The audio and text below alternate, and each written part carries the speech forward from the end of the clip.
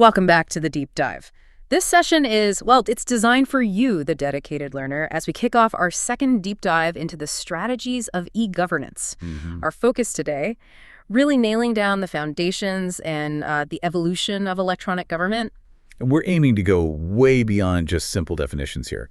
Our main source material leans heavily on the really crucial work of Professor Kostlin-Vrabey. Right. Specifically his book, Elements of E-Governance, the second edition. And we're also pulling in some standard public administration frameworks, the kind used widely in institutions like SNSPA. So the mission for you listening is strategic. We want to map out the maturity stages, spot those common pitfalls, the ones that can really derail projects, and fundamentally understand the why. Why do some digital transformations succeed where others fail? Exactly. So let's jump in with that core idea. E-government is not just slapping a new website onto old processes. No, it's much more fundamental than that. If there's one thing to really absorb today, it's that true e-government needs a complete, deep redesign. A redesign of what? How public services are actually produced. And, crucially, the relationship between the state and society itself. It changes who does what, how it gets done, and how trust is built or sometimes lost in that process. Okay, let's unpack that redesign. Can you give us the sort of precise definition of e-government, and why is the word sustained so important in that definition? Right. So e-government is the sustained use of digital technology, think web, mobile apps, digital identity, payment systems to deliver public services and manage all those interactions. And sustained means? It means it's embedded, reliable, not just a pilot project. It's consistently available. And the aim is always aiming higher. More transparency, better efficiency, convenience for users, and ultimately better outcomes. It's going to be more than just, posting web pages like in the early days, the sort of Web 1.0 stage. The scope sounds huge. How do we break it down? I know we often talk about 4 main domains using acronyms, G2C, G2B. Exactly. We can map the operational field into 4 key interaction domains. You've got G2C, G2B, G2G, and G2B. Okay, which one do most citizens interact with directly? I'm guessing G2C. That's the one, G2C, government to citizen. This is your main public interface.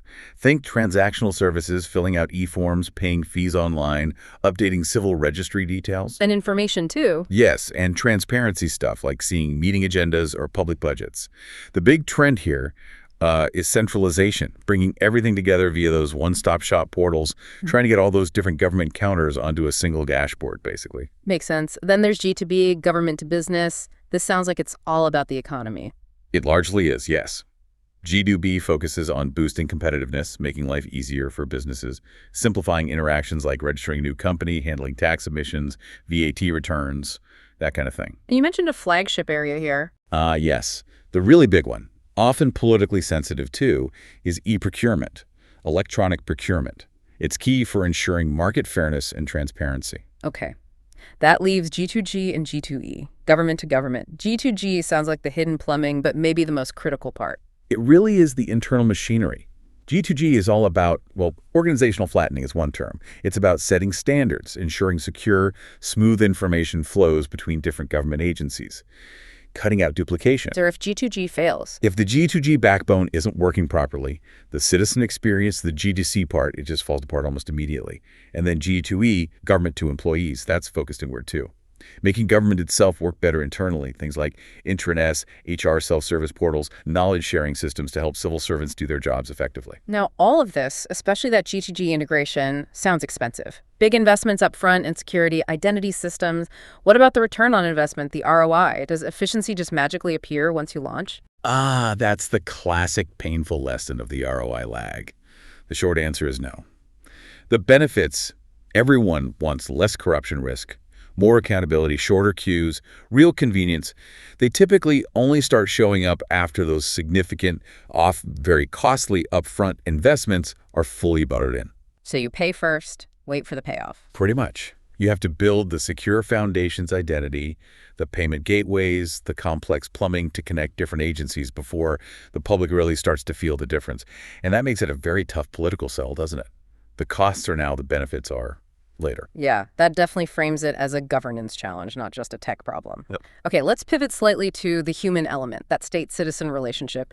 We hear terms like e-participation, e-democracy, open government. How do they fit together? Are they distinct? They are related, but distinct, yes.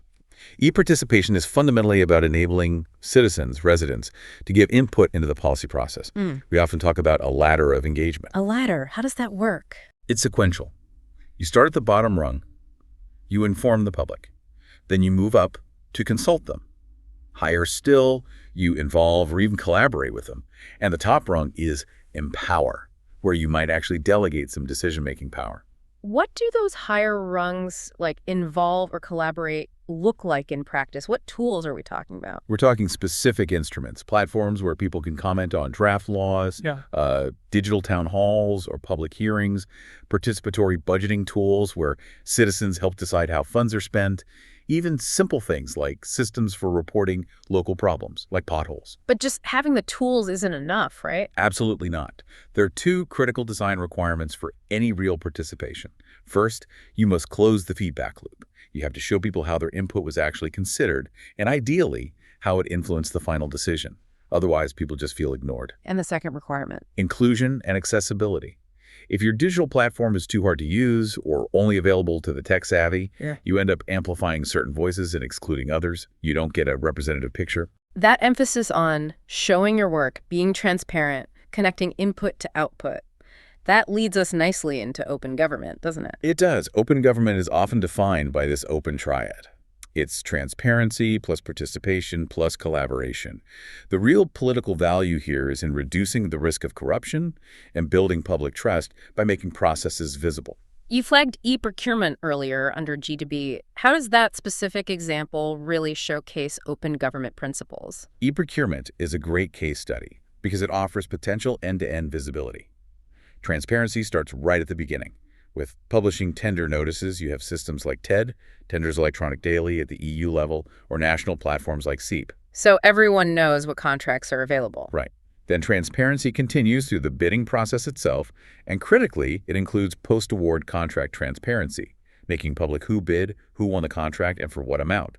When all that information is out there, the opportunity for hidden deals or collusion shrinks dramatically. Okay, so if open government is about transparency and participation broadly, what about e-democracy? Is that more focused? Yes, e-democracy tends to focus more specifically on using ICT digital tools to support the core mechanics of the democratic process itself. Things like online voter registration, platforms for political deliberation, maybe disseminating candidate information. But the really high-stakes application, e-voting, always seems controversial. Why is remote e-voting still met with so much resistance or skepticism? It really boils down to trust, security, and the secrecy of the ballot. Remote e-voting is still contested almost everywhere because the systems have to guarantee essentially perfect security, complete voter anonymity, and absolutely reliable fault detection. You just can't afford glitches or anomalies in something as fundamental as an election count. And there was a specific incident that really highlighted these risks, didn't it? The Sharebeak case. Ah, yes, the Sharebeak incident. It involved a regional election where a very specific electronic vote counting anomaly occurred. It wasn't widespread fraud, but a localized single hardware or maybe software glitch. What happened? It caused a verifiable discrepancy in the final vote tally for one area. Now, it was eventually identified and corrected, but the incident really hammered home 2 points. First, no complex system is ever truly infallible. Second, public and political trust can be shattered instantly by such events, and it's incredibly hard to rebuild. So it underlined the absolute need for, what, redundancy? Audits. All of the above. Redundancy, rigorous audit trails, resilience against unexpected failures. In high-trust systems like voting, complexity itself becomes a risk, and trust is always the first casualty when something goes wrong. Okay, so security and trust are paramount. Assuming we have those foundations, how does e-government actually mature? It's not like flicking a switch, right? Our sources talk about stages. 6 stages. That's right. Early models often had maybe 3 or 4 steps, but contemporary thinking maps out 6 distinct stages of maturity. Stage 1 is just basic informational presence. Think of it as an electronic notice board, one-way publishing. Just putting information out there. Exactly. Stage 2 is interactive presence. Now you have maybe some basic contact forms, email links, perhaps simple ways to track an application status. Two-way, but simple. Okay, then stage 3 must be where it gets serious. Stage 3 is the big leap. Transactional services. This is where you can complete an entire process online, end-to-end. That includes making payments, submitting everything digitally, getting a digital confirmation. But the real transformation, the bit that really changes how government works, and maybe causes the most headaches internally, starts after that. Precisely. Stage 4 is integration. This is the really heavy lifting. It's about getting different tiers of government, different agencies, to actually exchange data securely and seamlessly, creating that single user journey even if multiple back-end systems are involved, breaking down the silos. And stage 5? Stage 5 is when participation and collaboration become truly mainstream. They're not add-ons anymore. They're embedded in how government operates. Co-production of services might start to happen here. Which leaves stage 6, the frontier. Stage 6 is predictive or adaptive government. This is where things get really advanced, using data, potentially AI, to anticipate citizen needs and maybe even proactively offer services. Predict like government reaching out to you before you even ask. Potentially, yes. Based on your data, life events, interactions, data-driven personalization. But getting up this ladder means avoiding some critical pitfalls. These traps are where many projects get stuck. Let's talk about the first one, the presence trap. The presence trap. What's that? Just thinking, because you have a website, you've done e-government, like those PDFs you mentioned. Exactly that. We put the PDFs online, job done. It's mistaking a digital brochure for digital service. The remedy sounds simple, but is hard. You have to actually re-engineer the underlying paper processes and, crucially, implement proper digital identity systems. Okay, what's next? The transactional trap. This is common. The website, the front end, looks slick. You can fill in the form online. But then behind the scenes, someone prints it out, walks it down the hall, gets a manual signature, puts it in a physical file. The back end is still completely manual. So the digital part is just a thin veneer. Right, the fix. Real automation of those back office workflows. And again, integrating the core data registries so information flows digitally, not on paper. Then the third trap, the big one you hinted at, the integration trap. This sounds like where ambition meets reality. This is where so many well-intentioned large-scale projects fail. Interoperability frameworks look great in strategy documents, but making Agency A share its data with Agency B, especially if the law doesn't explicitly allow it or if they're organizationally resistant, it's incredibly difficult. So it's often not even a technical problem. Often it's primarily a legal, organizational, or even political problem masquerading as a technical one. Overcoming it needs strong top-down mandates for interoperability, national standards that are enforced, and sometimes legal changes to permit secure data sharing. Okay, and finally, this brings us to the adaptive trap. This seems particularly relevant now with talk about AI everywhere. Yes, this stage demands serious caution. The adaptive trap is rushing into highly personalized, complex, often AI-driven systems without rock-solid governance frameworks in place. So how should we view AI in this context? Critically, AI here should be seen as an assistant helping analyze data, maybe predict needs, potentially streamlining decisions, but not as an autonomous decision maker in high-stakes areas. Implementing it requires incredibly strong privacy by design principles, total auditability, and constant ethical oversight. You have to ensure convenience doesn't override fundamental rights or citizen agency. Given all these traps, especially integration and adaptation, what's the non-negotiable architectural foundation needed to actually achieve that seamless, integrated e-government? You really need 3 core pillars. First, identity and trust. Secure, verifiable electronic identity, EID, digital signatures, the whole public key infrastructure, PKI. Without knowing who you're dealing with digitally, secure transactions are impossible. Pillar number 2. Data exchange and interoperability. This means secure APIs, application programming interfaces that allow systems to talk to each other. It means reliable central data registries. And it means agreed upon technical and data standards to make that communication meaningful. It's the plumbing. And the third pillar, which we keep coming back to? Security and privacy. This can't be an afterthought. It needs to be built-in, layered defense in depth. And it needs resilience. The ability to withstand attacks or failures, especially remembering lessons like Sharebeak. Okay, so we have the blueprint. But even with a good plan, projects get bogged down. What are the biggest practical barriers you see stopping this from happening smoothly? Well, leadership and governance is a huge one. Often, responsibility is fragmented across different agencies, and no single entity has the clear authority or political clout to drive change across the whole system. The digital divide is real and persistent. You can build the best system in the world, but if large segments of the population can't access it or don't have the skills to use it, it fails.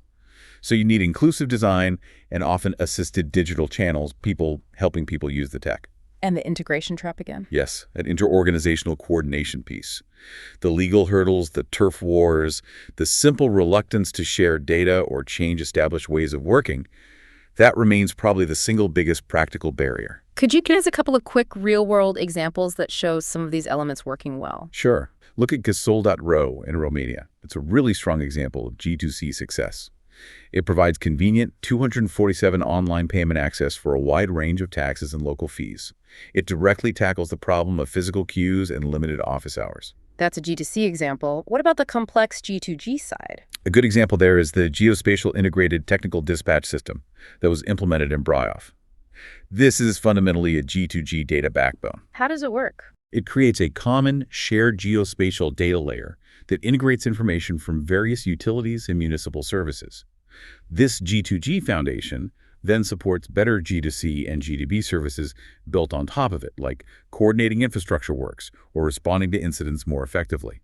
It shows that integrating the internal systems first is key to delivering seamless external services later. That really paints the whole picture, from definition right through to operational reality and the challenges. So for someone listening, maybe someone who's going to be involved in these kinds of projects, what's the single most important takeaway message? I think it's that the transformation has to be holistic. You can't just digitize the front counter. It demands integrating the back offices, relentlessly focusing on interoperability, pushing past those organizational and legal barriers, and embedding trust and security right from day one, not bolting it on later. And seriously, watch out for that integration trap. It's the silent killer of so many ambitious eGov projects. And perhaps a final thought for everyone to mull over. Building on that adaptive trap and the rise of AI. If government does become truly proactive, truly predictive, using AI as an assistant to anticipate your needs, how do we strike the right balance? How does government offer that incredible convenience and personalization while still rigorously protecting the fundamental right to be forgotten, the right to privacy, and ensuring citizens maintain their agency and control? That's the tightrope walk for the next generation of digital government architects, isn't it? A crucial question indeed. And for those of you interested in digging even deeper into the technical and administrative aspects, you can find much more detailed information in the manual IT elements for public administration. Absolutely. And just a reminder, we'll put interesting links related to today's discussion, including links to the sources like the student papers on smart cities and e-governance repository down in the description below this deep dive. We really hope you found this useful. Please do give us a like if you did, and consider subscribing to the channel, Smart-EDU Hub. It helps us keep you connected with the electronic world today, which is really essential knowledge for all smart citizens now. Stay smart, Co. Smart-EDU Hub.